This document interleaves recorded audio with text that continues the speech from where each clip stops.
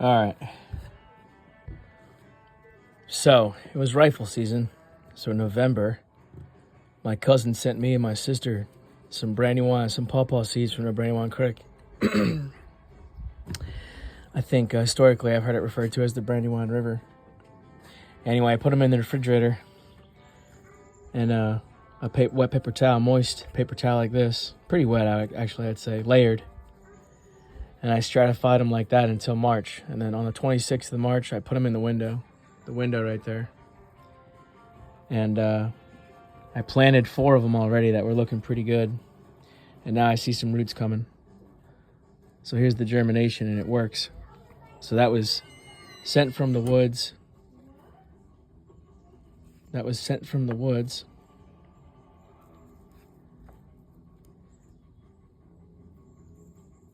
And you're not supposed to let them get dry, and some were a little dry. And I planted some directly in the ground. Anyway, I'll have to take these apart, I think, with 2 hands, but you could see what I was going for. And so now I'm going to get some soil in the deep pot and plant the ones that look best right now. The ones that I think they need to be in the soil. And you can see this one's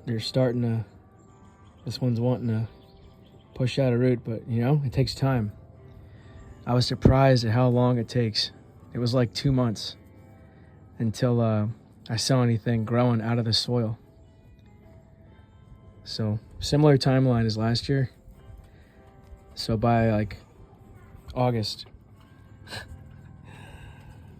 I think by August, I'll see a little, what I'm calling a seedling. This is just a seed that's germinating, and they might not make it. But there's 3. This one still wants to go.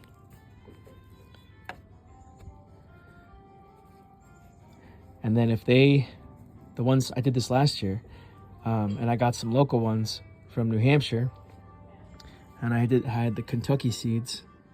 You can see wanting to start. Anyway, I ended up making like a pawpaw bed, what I was calling it.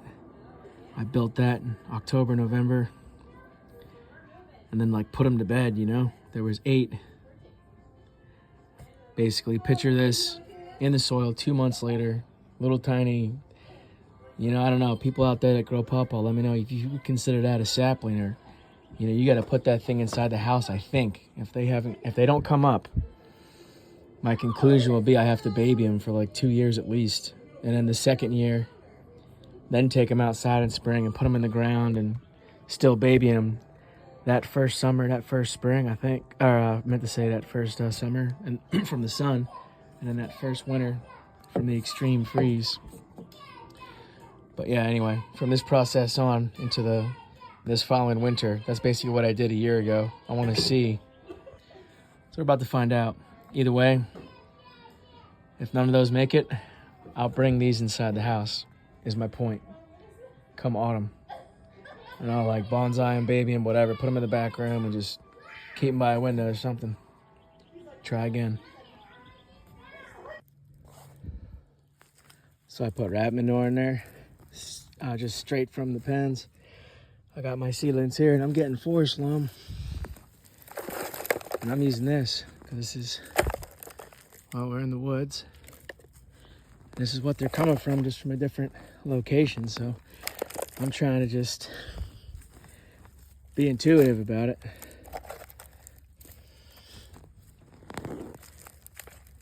And think almost like an alluvial understory type river valley type location. I don't know, we'll see.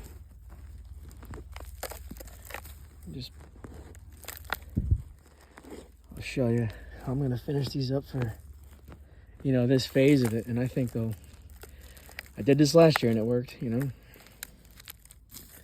just feeling it out, and I got them to sprout. So, and then whether they survived or not is based on trial and error.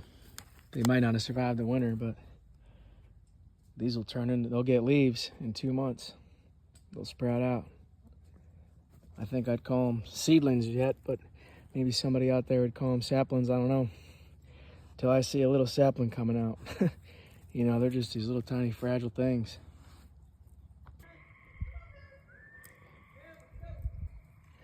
All right.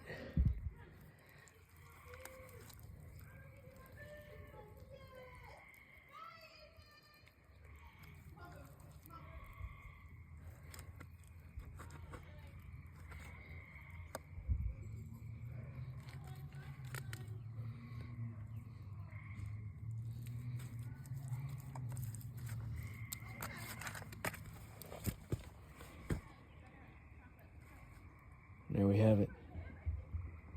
They will grow.